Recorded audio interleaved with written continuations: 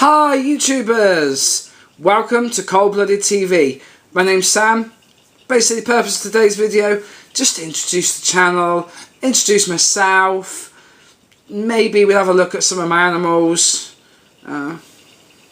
Beard looks really big today. Anyway, yeah, I'll introduce you to my bearded dragon, Phoenix, and later on we'll probably introduce you to my cave gecko, Demon, or as she's now been called, Demonetta, because we thought she was a boy, turns out that she's a girl. These things happen with reptiles. So what's the purpose of the channel, you're probably asking? Well, I know there's a lot of reptile channels out there, and I know that's probably going to be loads more interesting than mine, but I just want to document my experience of reptiles and amphibians and snakes and you name it, you name it. I'm also about to study a master's degree in ecology, hopefully next year. I'm also about to get married as well. God help me. God help my unfortunate partner who has to deal with my reptile obsession. She's quite lucky. She's got me into the fun though. At the moment I've only got 2, although there is a 3rd on the way, but shh, don't tell her. Okay, so today, just like I said, introduce the video. So let's get started. Let's go and take a little look at Phoenix, the bearded dragon, who's right over that way. So, YouTube, meet Phoenix. Phoenix, meet YouTube. This is it's just a little bit over a year old bearded dragon. I would love to say that he's really docile and friendly. That would be a huge lie, which is a shame. And I'll be honest, part of the reason why I got him, if I'm really truthful, is because he was surrendered into a pet shop because he was a little bit aggressive. And I'll be honest, I didn't think many people would probably take him on. Had a choice between him and quite a large female that was really docile, but I decided to go for him, which I don't regret. I kind of think it might still be in that pet shop today if I didn't actually take him out. At the moment, just basically waiting on the test results for a fecal test, as he's kind of gone off his food, which at first I put down to bromation. But gut feeling tells me that actually probably something more sinister at play. There's a bit of a mess right now. It was quite tidy last night, as I thought I would tidy it before filming this today, but I woke up this morning and he's decided to mess it. So we've got obviously 100-watt bulb, UV, which is due to be replaced in the next 2 or 3 weeks. I just need to check the dates. We've still got some remnants of lunch still in here, which he hasn't ate yet, which to be honest, if he doesn't eat in the next 10 minutes, we're going to get taken out. And just give you a quick little thing. Like I said, excuse the viv, it is a little bit messy. And Star Wars geeks, just little props there. He kind of likes it, although he likes attacking it. And another one there, a bowl of salad, which, as per most bearded dragons, seem to ignore. Yeah, that's it really. I've got it on a microclimate thermostat. Temperatures normally ranging around about 41. Kind of believe in sort of having them a little bit hotter than what some sort of care guides and stuff like that advise. Yeah, so this is let's see how friendly he is today. Yeah, he doesn't really want me to play ball with him today. He does have days that's better than most, and to be honest, he's a lot better than he used to be. He used to be quite vicious. But yeah, he's right. So that's Phoenix, the bearded dragon. Say bye, Phoenix. So here's my enclosure for my cave gecko. We're checking on her later. She won't be out yet. She's having a nice little nap, and I don't think anyone likes to disturb getting whilst they're sleeping. So I thought, whilst it's light, check out enclosure. I call it the bodge tank simply because there used to be a bit of glass there. I managed to break it, so I've kind of had to bodge some metal strips just to hold the runners in place for the glass. As you can see, it's fully bioactive. Still some things that I need to sort of sort out on it and work on, and I don't know, I might put her into an Exoterra at some point, just so it looks all a bit standard, but for the time being it does it really well. She's got plenty of climbing room. Plenty of space as well, just to explore around, and plenty of cover and stuff like that. There's a lot more plants in here. I don't know if you can see, there's a plant pot there, and there is one, I don't know if you can see it, but over in that corner somewhere used to be another one. Unfortunately, crickets munched it, and it basically just died. I don't know whether it's because the light didn't get there.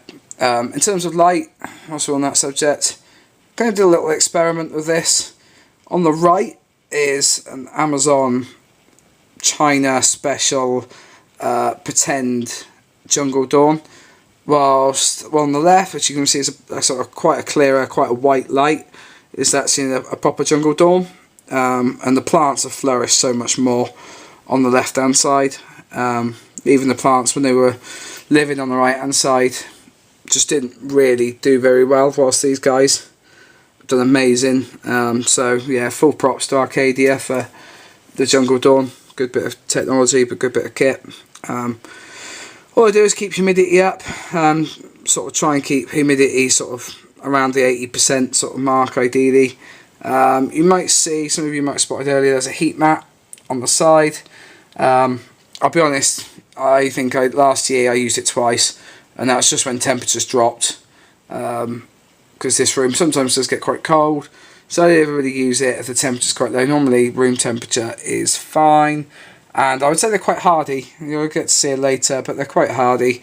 So in terms of, to be honest, actually it's probably too much temperature, too much heat that will allow them to suffer rather than being too cold. There is isopods and stuff in there. At the moment I've just literally put all the leaf litter in, so at the moment they're quite hard to see, but there's isopods in there which I'm sure she has a good feast on. And there's also springtails in there. There was worms. I haven't really seen worms for a while though, so I think they might have all died off. If anyone knows a good way of keeping worms sort of healthy, living, and please leave it in the comments below, because I seem to be rubbish at doing it. Yeah, and that's everything. We will check back with her later and see if she pops out and shows her head. At the moment I think she's snoring in her little hollow tube. But yeah, we'll check on her later and see how she is. So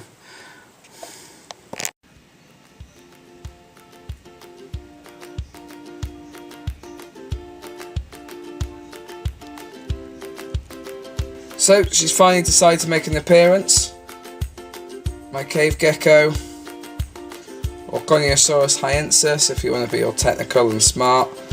Probably a really underestimated species, I think. Oh, she's off. So I think she's a bit camera shy. Really are like very underestimated. I kind of think they're not just that popular just because they're quite shy. Even now with the camera and stuff, she's gone and hid. I think she's out hunting, but I've got bad news for her. It's her non-feeding day today, so I'm going to feed her sort of 3-4 times a week, sort of every other day more or less. Yeah, unfortunately she kind of really seems to like crickets and seems to be interested in anything else, although I'm pretty certain she munches quite a lot of the isopods that are in here. Just going to do a bit of a tour of the viv. The light's a bit low, unfortunately it's probably the worst corner of my house, or flat, just to try and get light in and stuff like that. But yeah, anyway, I think we'll leave her be. So say goodbye, Demonetta. Big plans going forward. So as like I said, mentioned earlier, Phoenix is going to be getting a new enclosure. He's going to be going bioactive again, and I'll explain more about what happened the first time round.